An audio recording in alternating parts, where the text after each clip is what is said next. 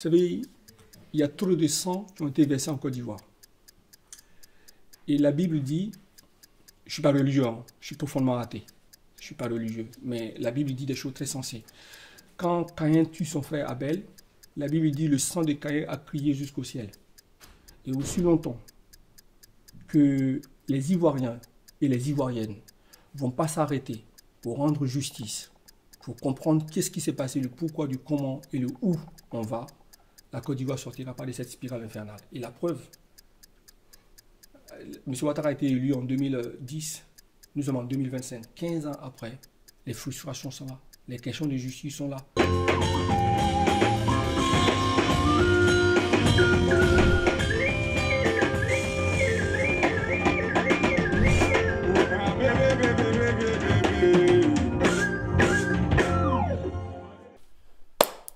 ActuPeople.net reçoit pour vous aujourd'hui Monsieur François Boumard. Lorsque je dis François Boumard, ça peut ne pas parler à pas mal de personnes, mais lorsque je dis New Paul, en tout cas les habitués des panels TikTok savent de qui il s'agit. Il va se présenter sous grand angle sur notre plateau et surtout parler de sa mission, parmi lesquelles une des plus novatrices. Il serait en train de faire signer justement une pétition pour faire traduire devant la Cour pénale internationale le président Alassane Ouattara. Il va nous parler de tout ça. Je mets au conditionnel parce que sur cette pétition, il y a pas mal d'intrigues, il y a pas mal d'interrogations. Mais il va mettre en exergue, en relief, en tout cas, toutes ses motivations et nous allons faire plus en connaissance avec lui. Je dirais ça comme ça. Une interview qui ne manquera pas d'intérêt. Je vous l'invite à la suivre. Bonjour, Monsieur François Boumard. Comment allez-vous? Bonjour Guillaume, comment vas-tu? Bah, ça va super bien. Très, très heureux de te recevoir. Depuis le temps où j'ai entendu parler de toi, tu me permets qu'on se tutoie, c'est beaucoup plus simple. J'ai entendu parler de toi, de tes motivations, de tes missions. Bien entendu, j'ai essayé d'en donner quelques petites lignes lors de cette introduction. Mais on va commencer par la présentation. Si François Boumard doit se présenter, tu dirais quoi? D'abord, je remercie les téléspectateurs, tous ceux qui nous suivent. Et donc, aujourd'hui, je dirige un cabinet de conseil et d'enquête. Donc là, je viens de rentrer d'Espagne, où j'avais été chargé d'enquêter sur la mission d'une agression à caractère racial. Et pendant longtemps, j'ai enseigné pendant 14 ans. Et puis à un moment donné, notamment après le décès de ma grand-mère, parce que j'ai eu la chance d'avoir eu deux familles, une famille afro et une famille française blanche, une famille afro-descendant afro qui est noire. Donc j'ai été adopté par la famille blanche. Et on a vécu à l'étranger pendant longtemps. Donc j'ai passé un peu les détails. Et puis après, j'ai eu en 2017, je suis allé au Vietnam où je suis resté 2 ans. Et après le Vietnam, pendant la Covid, ma grand-mère est tombée malade de la Covid. Donc on m'appelle du Vietnam, on m'appelle de France, on me dit bah, ta grand-mère est malade, donc il va falloir que tu viennes la voir avant qu'elle ne décède. Donc ça a été mon pilier, ma grand-mère, parce que même quand j'étais étudiant à Toulouse, c'est elle qui faisait la navette entre Nantes, Bordeaux et Toulouse pour venir me voir. Et donc je rentre du Vietnam, je viens la voir, et puis je ne pouvais pas la toucher parce qu'elle était atteinte de la Covid. Et donc à l'hôpital de Reims où j'étais entre le mur comme ça, et puis de l'autre côté je la regardais, c'est comme ça que je lui ai dit au revoir. Donc je pense qu'à partir de là, ça m'a marqué énormément parce que pour la première fois de ma vie, j'étais face à ce que j'appelle l'impuissance. Et ou du moins ce qu'Albert Camus appelle l'absurde de la vie. Donc pendant que je la regardais et devant cette impuissance, j'ai pensé un peu à Meursault, j'ai pensé dans L'étranger d'Albert Camus, j'ai pensé ensuite à La peste d'Albert Camus. Parce que je suis quelqu'un qui a été beaucoup guidé par la littérature, par la lecture, par les voyages, parce que j'ai énormément voyagé. J'ai eu la chance très jeune, à partir de 29 ans, d'avoir eu beaucoup d'argent. Donc j'ai voyagé à travers les 5 continents. Et je connais très bien 2 grandes civilisations parce que j'ai étudié la civilisation occidentale à l'université et puis j'ai découvert la civilisation persane grâce à un ami enseignant de métier comme moi. Donc je connais le Venezuela aussi qui est un pays que j'adore, qui pour moi m'inspire énormément aujourd'hui. Et donc après le décès de ma grand-mère, je me suis dit je vais plus travailler pour gagner que de l'argent.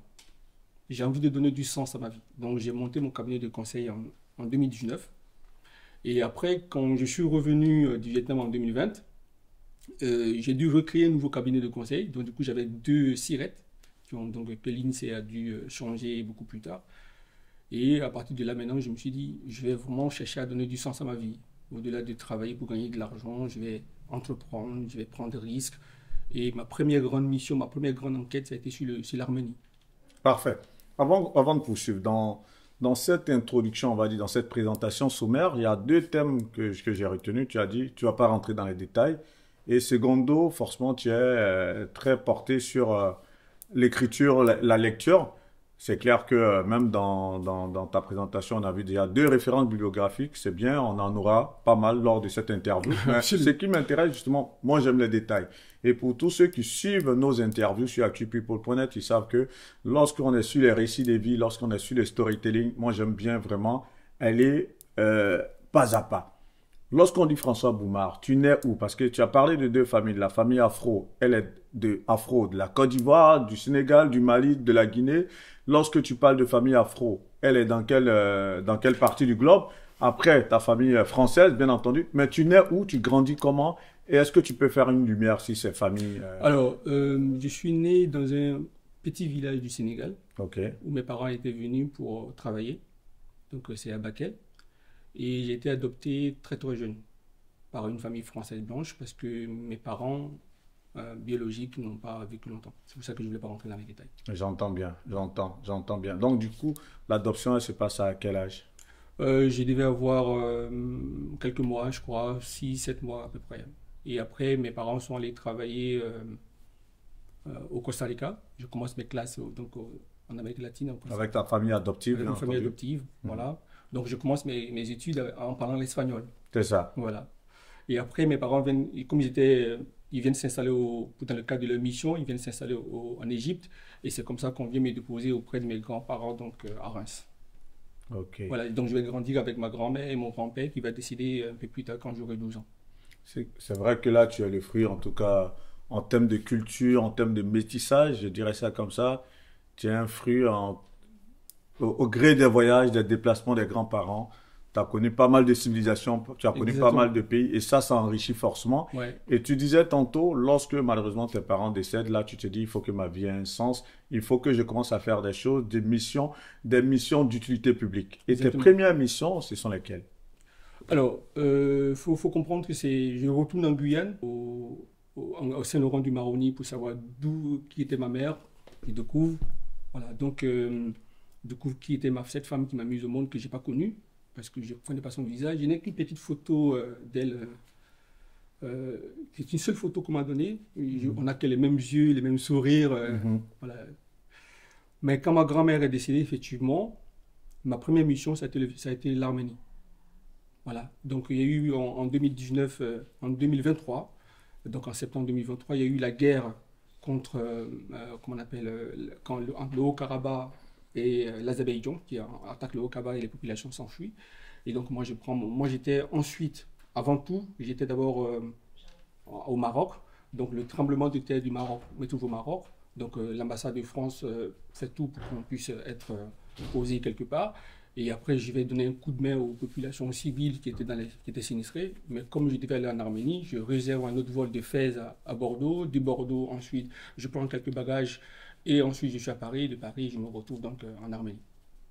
Et c'est comme ça que je vais aller jusqu'à la frontière, alors que l'ambassade de France avait interdit aux ressortissants français de se retrouver du côté de l'Azerbaïdjan, mais j'ai désobéi et je suis parti, je suis resté avec le réfugié pendant 3 semaines. Parfait.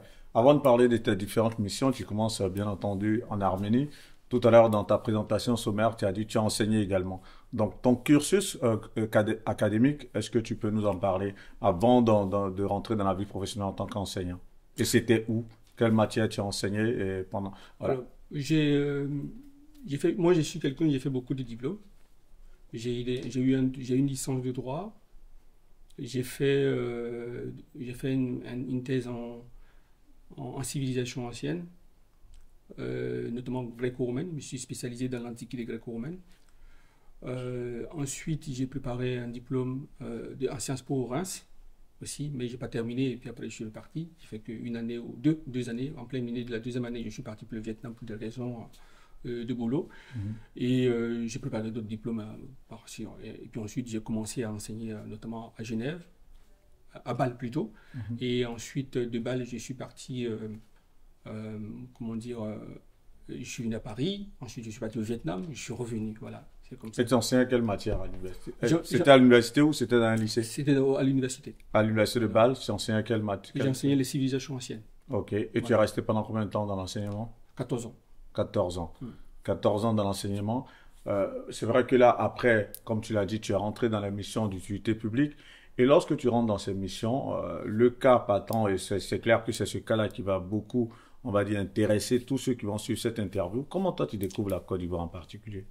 Alors, quand j'étais en Arménie, il faut dire que je trouve que j'avais posté une vidéo sur Instagram. Et quand j'étais en Arménie, j'étais la seule personne noire en Arménie. L'une des rares personnes noires, on va La dire ça seule comme personne ça. dans le sud, à Goris, les gens ne connaissaient pas de noirs. La plupart d'année, quand j'étais là-bas, toutes les populations voulaient me toucher. Les enfants voulaient me toucher parce qu'ils voyaient pour la première fois un homme noir et tout ça. Et donc, je poste une vidéo des réfugiés arméniens avec qui j'étais, donc de Haut-Karabakh. Et puis, j'ai eu un commentaire qui me dit, mais pourquoi un noir s'intéresse à des problèmes de blancs alors que l'Afrique a beaucoup de problèmes? C'est une phrase qui m'a énormément marqué. Vous voyez? Et puis, à la suite de ça, donc, quand je rentre, je demande à une amie qui vit à Paris, je lui dis, il faut que je trouve quelque chose à faire après ma mission d'Arménie. Parce qu'en ce moment, j'ai fait la tournée des radios arméniennes, en fait, pour pouvoir justement... Faire passer ton message. Exactement. Et notamment sur la nécessité de venir en aide aux réfugiés arméniens, notamment de faire partie des aides. D'ailleurs, nous, à mon niveau, on s'était impliqués pour que des aides puissent partir vers les populations arméniennes. Et puis ensuite, on avait milité pour qu'il y ait un collectif d'avocats pour justement porter la cour. Voilà. Bon, aujourd'hui, c'est en bonne voie, même si ça n'avance pas, ça avance toujours lentement. Et, une chose aussi, au moins, il y a des actions concrètes qui j'ai sont posé menées les actions. avec des experts, surtout des avocats. Je suis très aimé en Arménie. J'ai rencontré toute la classe politique arménienne, voilà, en Arménie au Mador. Voilà. Les Arméniens sont très reconnaissants vis-à-vis de ça. Et après, mon ami me dit, mais pourquoi tu ne t'intéresses pas au cas de Laurent Gbagbo à la CPI? Donc c'est comme ça que... Ça, on était en quelle année? Là, c'était voilà, je rentre d'Arménie le 12. Je rentre d'Arménie parce que je me souviens que le 7 octobre, quand le Hamas attaque Israël, j'étais en route pour partir au Kirghizistan. Donc pour cela, il fallait que je sorte de l'Arménie pour aller prendre mon vol en Géorgie. Donc j'étais sur la route pour aller en Géorgie quand j'apprends que le Hamas a attaqué le truc. Donc nous sommes en septembre 2023. Octobre 2023. Voilà. Donc après, je suis rentré en France beaucoup plus tard en octobre. Et c'est à partir fin octobre, début novembre que je commence à me pencher sur le cas de Laurent Gbagbo. Au début, c'était sur le cas de Laurent Gbagbo, c'était pas sur le cas de la Côte d'Ivoire. Je voulais comprendre pourquoi il y a eu une telle injustice à l'égard de cet individu, de ce monsieur, qui, d'après ce que j'avais lu déjà rapidement, avait porté un idéal pour son pays. Face à l'impunité, la justice. Pour les Ivoiriens, pour les Français et pour tous ceux et celles qui ont vécu en Côte d'Ivoire de 2000 à 2011 et ont été victimes du complot contre Gbagbo et les Ivoiriens. La Côte d'Ivoire a été marquée par des violences qui ont laissé des blessures profondes. Des crimes graves restent impunis. L'impunité nourrit la violence. Pour construire un avenir de paix et de réconciliation en Côte d'Ivoire, la justice doit être rendue. Face à l'échec de la Cour pénale internationale, CPI, qui n'a pas pris en compte les acteurs étrangers qui ont participé du malheur des Ivoiriens, des Français et autres, nous demandons la création d'un tribunal pénal international. Ce TPI vise à apporter une véritable réponse juridique à tous les crimes commis en Côte d'Ivoire entre 2000 et 2011, peu importe la nationalité de leurs auteurs. Pour la justice, la vérité, les réparations et pour une réconciliation vraie des Ivoiriens, signons la pétition, elle est totalement gratuite. Votre signature est une voie pour la justice. Agissez maintenant. Donc c'est en 2023, alors qu'il est libéré de la CPI depuis quelques années auparavant, voilà, que toi maintenant tu commences tes enquêtes par rapport au sort qu'a vécu le président ivoirien, l'ancien président ivoirien Laurent Gbagbo. Et alors justement, lorsque tu te lances dans cette bataille, pour quelle raison en gros? Parce qu'il y a quelque chose qui m'a frappé tout de suite, que j'ai trouvé de l'ordre de l'injustice. Et que s'il y a une chose qu'on ne doit pas laisser tomber, c'est l'injustice. Il ne faut pas tolérer l'injustice. Et il ne faut pas tolérer l'impunité, quelle que soit la nature. J'ai lu un courrier qui était écrit par le président. Quand je fouillais sur le cas ivoirien, je suis tombé sur un courrier, c'est le courrier qui m'a motivé. Dès le début du mois de novembre, c'est un courrier que le président actuel de Côte d'Ivoire, le président Alassane Ouattara, voilà, adresse à la Cour pénale internationale. Et dans ce courrier, il dit que lui, il a été reconnu en tant que président de la République par la communauté internationale. À aucun moment, dans le courrier que moi j'ai lu, je vois qu'il est dit qu'il a été que je ne vois pas que c'est la Cour constitutionnelle qui le proclame. Et moi qui, avec les petits connaissance de droit que j'ai, je suis frappé tout de suite. Non, mais là-dessus, justement, c'est la Cour constitutionnelle qui l'a investi. Hein.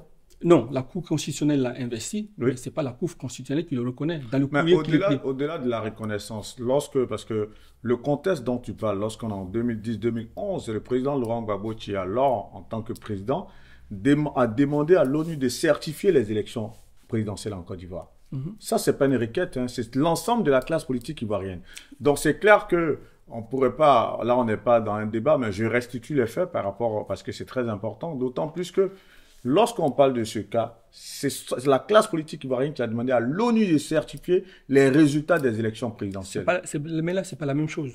C'est-à-dire? C'est-à-dire qu'on a un courrier officiel écrit par le président de la République de Côte d'Ivoire au président de la Cour pénale internationale. Okay. Et dans ce courrier-là, il va nommer toutes les institutions et toutes les instances qui l'ont reconnu comme président, sauf la Cour constitutionnelle. Il cite la Commission électorale indépendante, mais il ne cite pas la Cour constitutionnelle. Mais nous sommes en décembre 2010. La Cour constitutionnelle va investir Alassane Ouattara qu'après la chute de Laurent Gbagbo, après avril 2011. Tout à fait. Voilà, et là, ça change tout. Ça veut dire qu'il fait un courrier en tant que président de la République, alors que la Cour constitutionnelle n'a pas encore investi. Et c'est comme de la même façon, le président Ouattara... Le courrier, il date de quand? Il date de 14 décembre 2010. Ok, donc Voilà. Le 14 décembre 2010, avant que le président Alassane Ouattara ne soit investi par la Cour constitutionnelle un peu plus tard, tu dis dans ce courrier donc daté de décembre 2010, lui déjà il disait qu'il avait été investi, c'est ce que tu veux nous faire comprendre? Non, il dit qu'il a été reconnu, il est le président reconnu par la communauté internationale. Oui, tout à fait. Mais il n'est pas reconnu, quand il cite le Conseil constitutionnel. Mais après, le fait qu'il a été investi par le Conseil constitutionnel, ça vient plus tard. D'autant plus que c'est clair que personnellement, en tant qu'Ivoirien, j'ai pas besoin d'aller dans les reliques, on va dire, des civilisations lointaines pour me rendre compte de ça. Lorsque le président Laurent Gbagbo est investi par la Cour constitutionnelle avec son président Paul Yaoundé et qu'après Youssouf Bakayoko proclame donc le président Alassane Ouattara comme gagnant et que c'est certifié par les institutions internationales, notamment l'ONU, après Paul Yaoundé revient du Ghana, je crois, où il était en exil, pour venir investir le président Alassane Ouattara. Donc les choses rentrent dans l'ordre constitutionnel quelque part. Les choses entrent dans l'ordre constitutionnel. Mais vous avez tout dit. Ça veut dire que les autres n'étaient pas dans l'ordre constitutionnel avant. Oui, ben après, une chose est sûre que c'est la Côte d'Ivoire qui aura ratifié l'accord avec la CPI. Si Oui, après le président Alassane Ouattara, dans le plein exercice de ses fonctions, qu'après, fonction de ce traité qui a été ratifié par la Côte d'Ivoire, demande à envoyer le président Laurent Gbagbo à la CPI quelques années après, au moment où il y a vraiment les coups de franche au niveau du pouvoir. Somme toute, peut-être ce courrier de décembre, j'aimerais bien avoir l'authenticité, mais je me dis que c'est pas le prétexte communicationnel ici qui pourrait, toi, te permettre de dire, d'aller contre la démarche qu'il a faite. Non, je ne vais pas contre. Non, je ne vais pas contre. Ok. Moi, en l'occurrence, il faut que ce soit clair. On est là pour ça, hein, justement. Ouais. Nous sommes dans une affaire là, on était encore dans une affaire ivoiro-ivoirienne. Moi, ça ne m'intéresse pas. Ça ne regarde que les Ivoiriens, d'autant que je ne suis pas ivoirien. En revanche, ce qui m'intrigue et me pousse à fouiller, c'est comment on peut agir en tant que président de la République alors qu'on n'a même pas encore été investi par le Conseil constitutionnel. En termes constitutionnels, c'est vraiment pas juste. Ok, ça je te l'accorde. Pour qu'on avance dans le débat. Exactement. Dans l'échange, du moins. Voilà. Et là, c'est ce que je voulais faire. Donc je me suis, là maintenant, je commence à me plonger là-dedans et je découvre qu'en ce moment-là, il y avait deux présidents. Et donc je découvre d'un côté un président qui a été investi par le Conseil constitutionnel et un autre président qui a été investi reconnu et investi par la commission électorale et reconnu par les institutions internationales. Qui n'est pas une institution. La commission électorale n'est pas une institution. C'est un organe administratif de l'État. Bon, un organe indépendant. Administratif, bon. Voilà. C'est la commission électorale indépendante, c'est une commission elle n'a pas vocation. Où il y a tous les représentants des partis politiques. Mais elle n'a pas vocation à investir un président. Non, pas du tout. Voilà, elle donne les résultats provisoires qui sont certifiés ensuite par la commission, par la Cour constitutionnelle. Exactement. Donc, à partir de là, je découvre maintenant ce conflit en Côte d'Ivoire. Je découvre l'implication outre mesure de la France. Et là, à partir de là, je vais changer ma méthode de travail. Donc, je vais essayer de combiner ce que j'appelle la démarche policière, donc la démarche de l'enquête criminelle, et la démarche de l'historien. Donc, l'historien à l'image de Thucydide, c'est-à-dire que je vais partir de la méthode de Thucydide, la façon de travailler de Thucydide lorsqu'il écrit la guerre du Péloponnèse, et puis je vais prendre aussi la méthode donc, de l'enquête policière de policiers. Et je vais essayer de combiner. Et puis je me rends compte en fait que Laurent Gbagbo a été victime d'un grand complot. Et c'est à mon humble avis le plus long complot de toute l'histoire de l'humanité.